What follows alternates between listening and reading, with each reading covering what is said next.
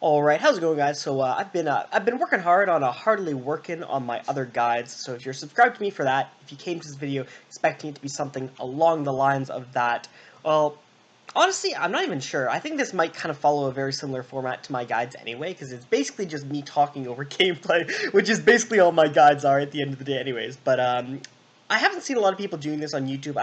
To be honest, I haven't seen anyone doing this on YouTube, so I thought I'd give it my shot. I thought I'd do what I can do, see what happens.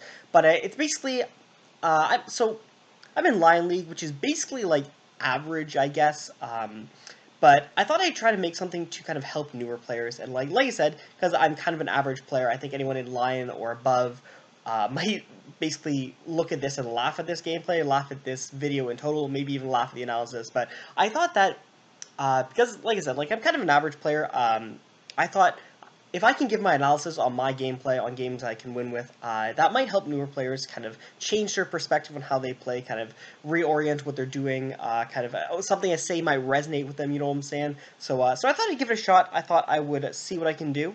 Now this is my first time doing it, obviously, so it's probably going to be a little bit rough. It's probably not going to be the best, but hopefully I can get them to improve with time. So this is basically the pilot episode of basically what I'm hoping to be a little bit of a series. So bear with me, and like I said, hopefully they'll improve with time. And one more thing before I pass you off to the actual video, I'll probably include something at the very beginning of this video, tell you kind of what time to skip to if you don't want to listen to my lengthy introduction. I'm notorious for lengthy introductions, so that's a little bit unfortunate on my part, but I've been really wanting to kind of try streaming. I don't know how many people, if any people, would come watch, so basically that's why I'm kind of asking out if anyone is interested, but I do kind of want to try it out, so I guess I'll let people know if I do try it out, but it does seem interesting. I do want to kind of try it out over the next few days, maybe the next week, see if I can get it running, so let me know if you guys are interested, for sure.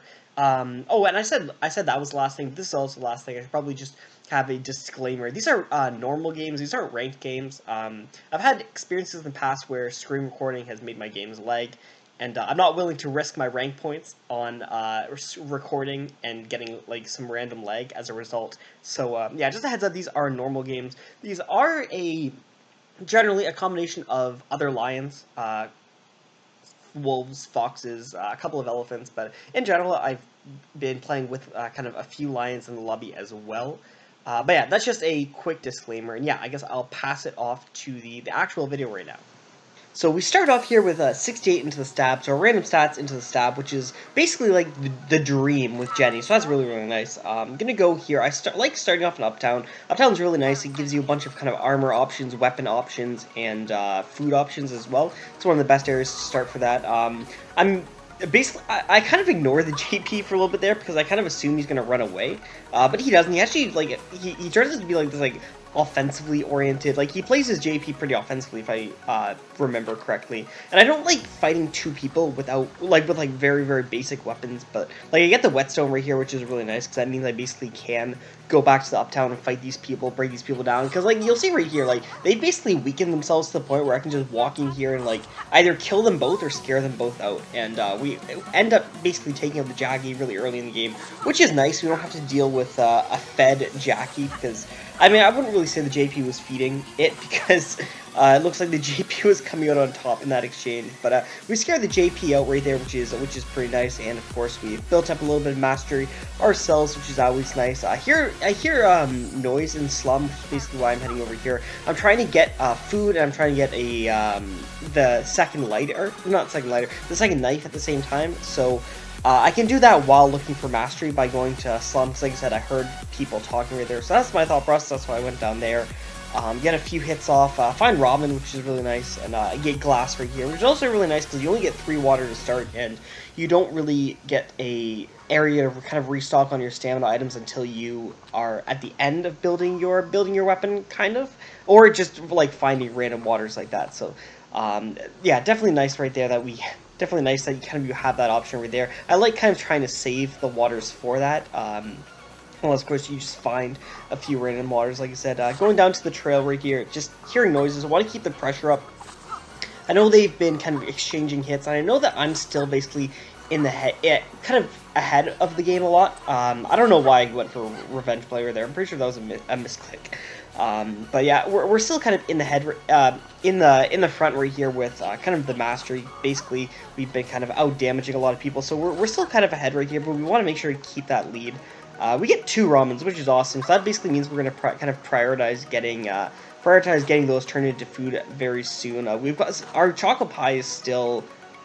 Our supply of chocolate pie is still decent enough that like we don't have to put too much priority onto it, but we're definitely going to want to turn those into ramen as soon as possible. And by going to the slum, basically, going to be basically giving us the opportunity to get that lighter, but it's also going to be giving us the opportunity to kind of finish off our weapons. We're still lacking a knife, kind of finish off our twin blades, so want that done as soon as possible. So that's basically why I'm putting a lot of focus right here into the slum. I basically got the majority of what I need from Uptown that Slum doesn't have, being kind of the Windbreaker. That's kind of the main thing, and Chocolate Pie as well, of course. And Whetstone, of course. Sorry, Whetstone is pretty huge. You can't get that there. So that's basically why I'm able to kind of freely use the slum and able to, as you'll see right here, get off the boiling water. I'm just going to kind of clear up inventory slots by making as many boiling waters as I can. Boiling water is always nice, but I don't need to hold on to a lighter for anything.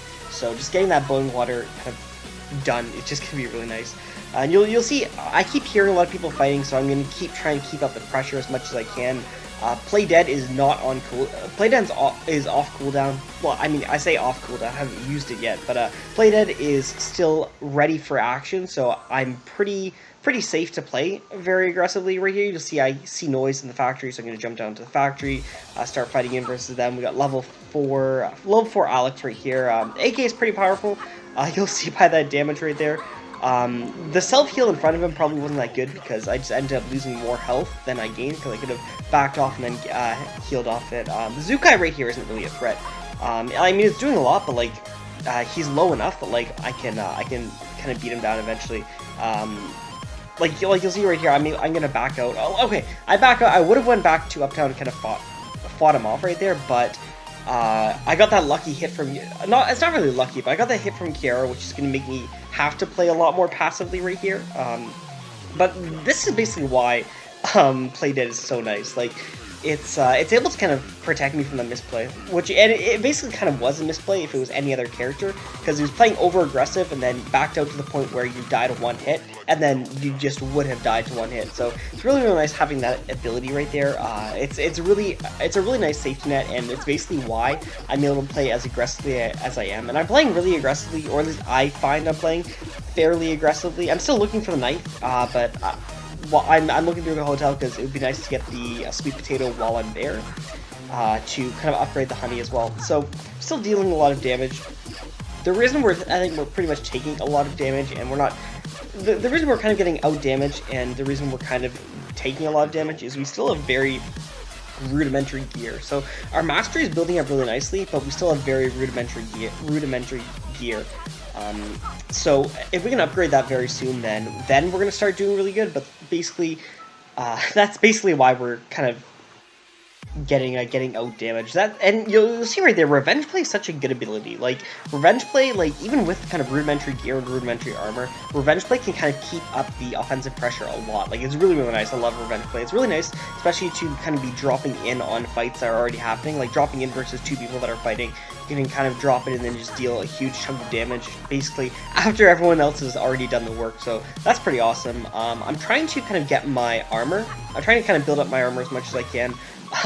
But I gotta get out of there. That's dealing too much damage. But I mean, we're kind of, the trade-offs are kind of even right there. The trade-offs are even. The trade-offs are worth it at the very least.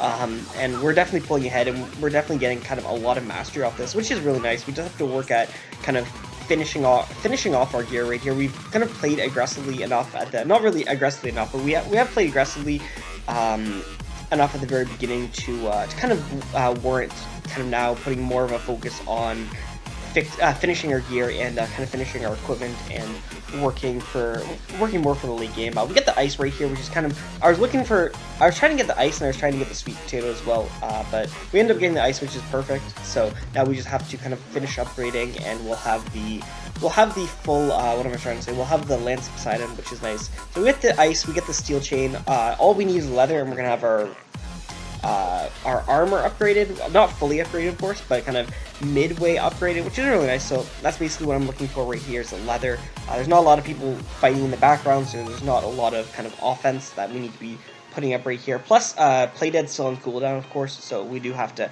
cool it a little bit when we're cooled. You'll see right there, my battery is about to die. So for the next 30 seconds or so probably, you'll see me like right here, like I'm hesitating. It's because I'm like moving and I'm playing at the same time, so I'm like walking through my house to get close to the charger so that I can plug it in. So that's why it's kind of the pace is kind of slowed down a little bit right here, but yeah, I think it should kind of pick up again fairly soon. But yeah, we're able to kind of upgrade our armor, which is really nice.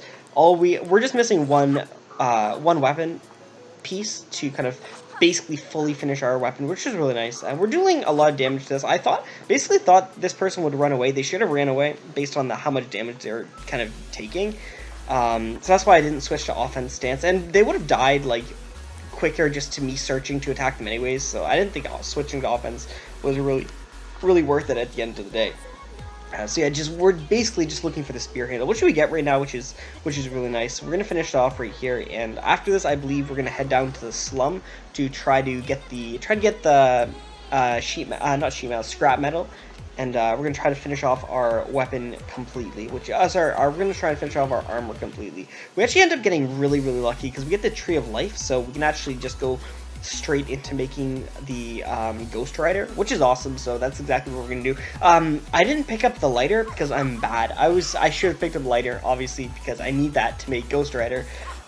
So that's just me being bad. That was not a tactical play, not getting the lighter. That was just me being bad. I get extremely lucky actually against this Wickly, and I get like double crit into double miss, which is actually pretty awesome because it means I get to use less health items. So that's actually pretty awesome. I was actually really happy with that. Like double miss into double crit on the Wickly was pretty awesome. I don't end up killing her, but I basically get some master off it, which is nice. And I'm pretty sure I think I leveled up. I don't remember. It went by too fast. But yeah, so that's nice. I basically here just looking for that lighter that I dropped a few seconds ago.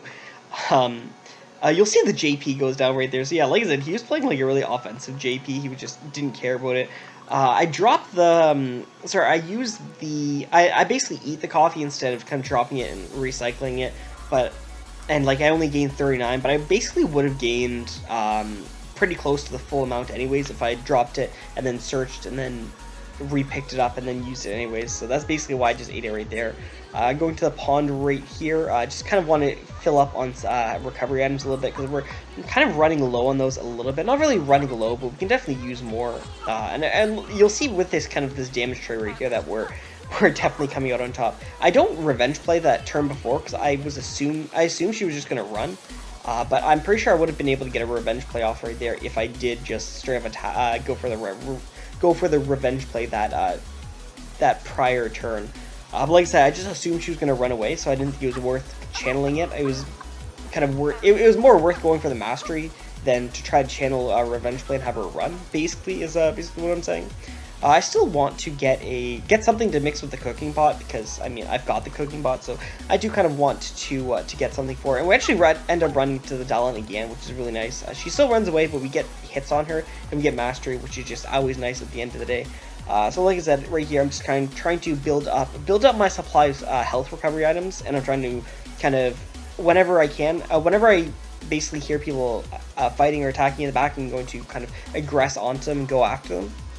Right now it's kind of at a standstill. You don't see a lot of. There's only 5 people left, and there's still a lot of locations open.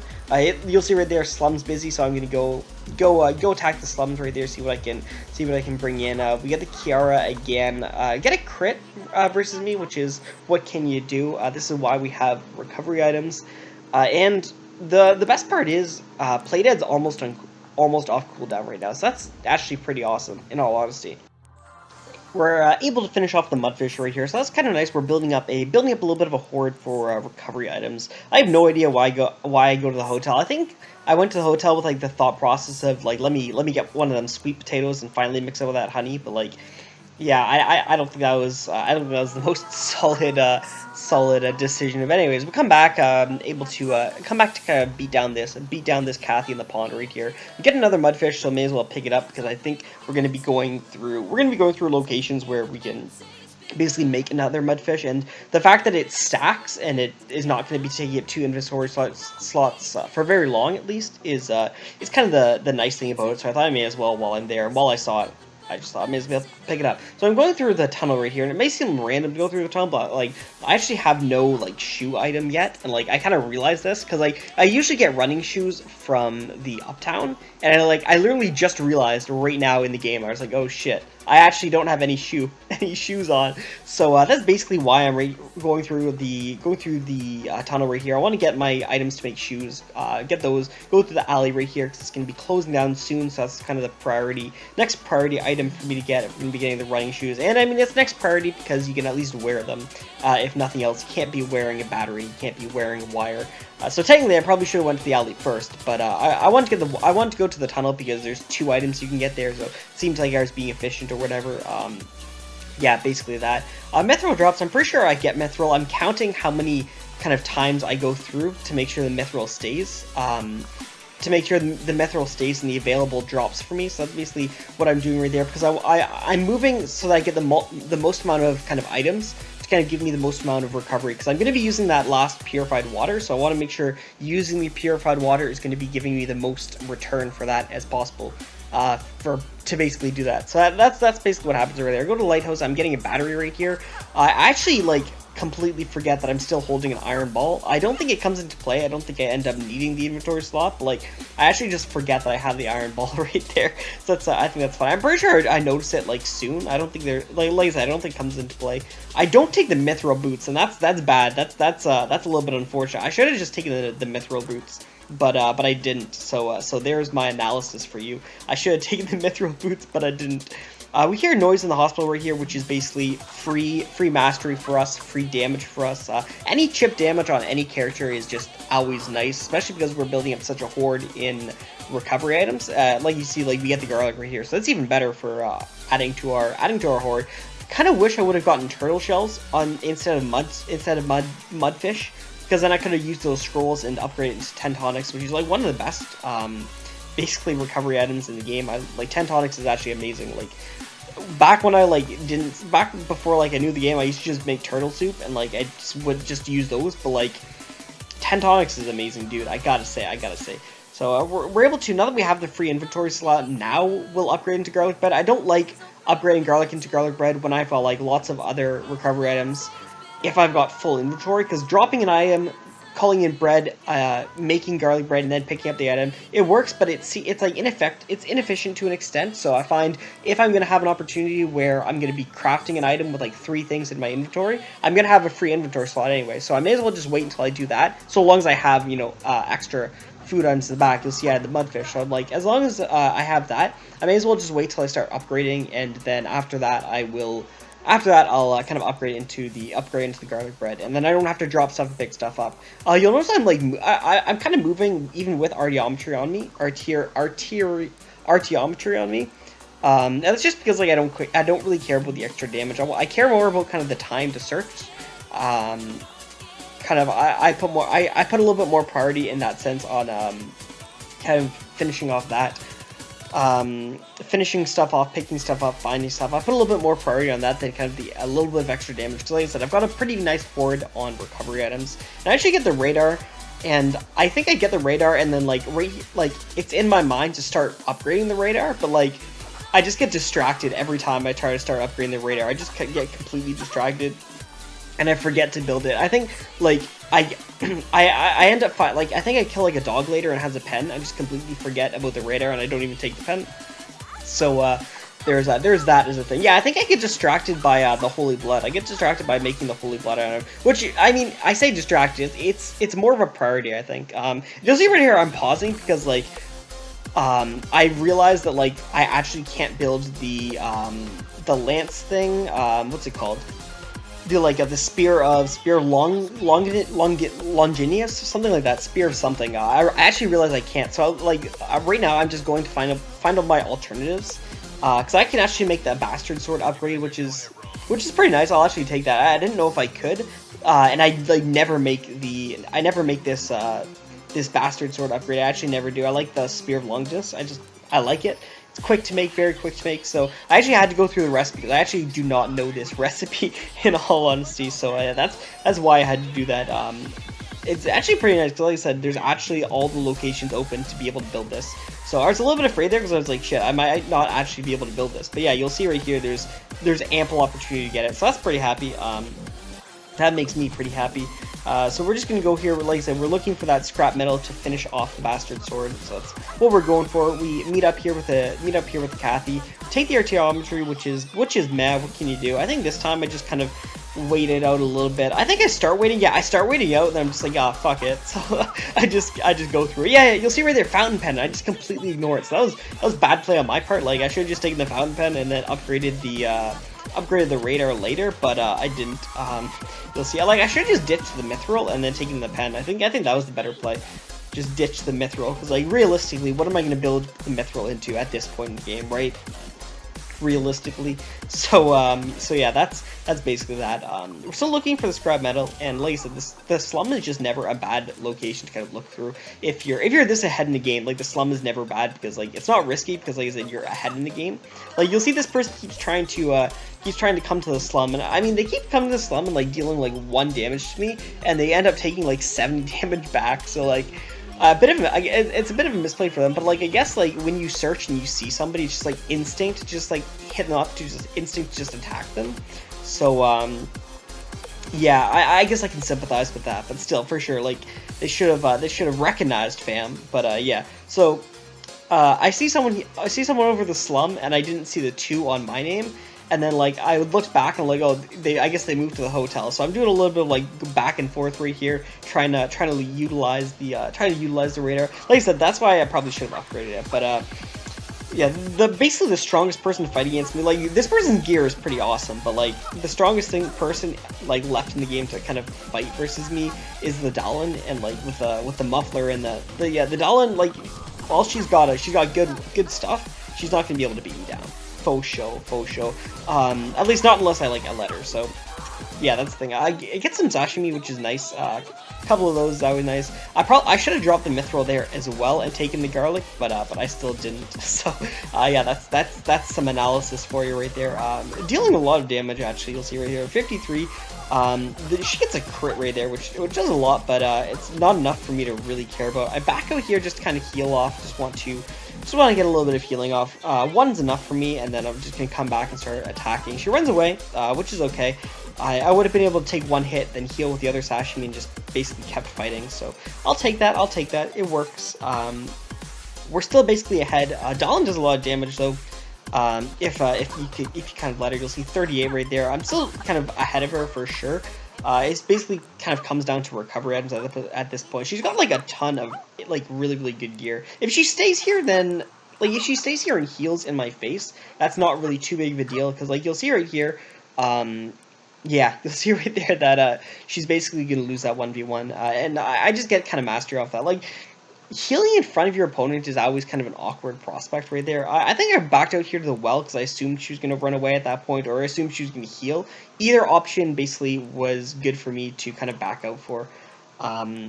And you know, I think if you see like last minute, yeah, she moved from the well right as I moved to the well. So doing a little bit of those kind of cat and mouse games right here, where I'm just trying to find her, just trying to finish off the game, because the game's getting long at this point. And I mean, for sure, she, in all honesty, she's probably still got a chance at this part of the game. Just kind of like you'll see how much damage she's doing. She's doing a pretty decent amount of damage. I've still got relatively good healing to go against her. I mean, in all honesty, we are running kind of low, but she should be running low as well because of kind of the amount of damage and the amount of healing that we've been forcing her to take. Like I've been kind of like keeping track of like how much healing she's been doing. She's been taking a lot of healing right here. So yeah, I go for the revenge play right here. Like I said, just does a lot of damage, and if she stays right here, she's gonna die, and she does die. So that's pretty nice. That's the game. That's kind of my thoughts on the game, my thought process. I'm not sure how well this is gonna turn out, but yeah, I hope you guys enjoyed this, and I'll see you next time.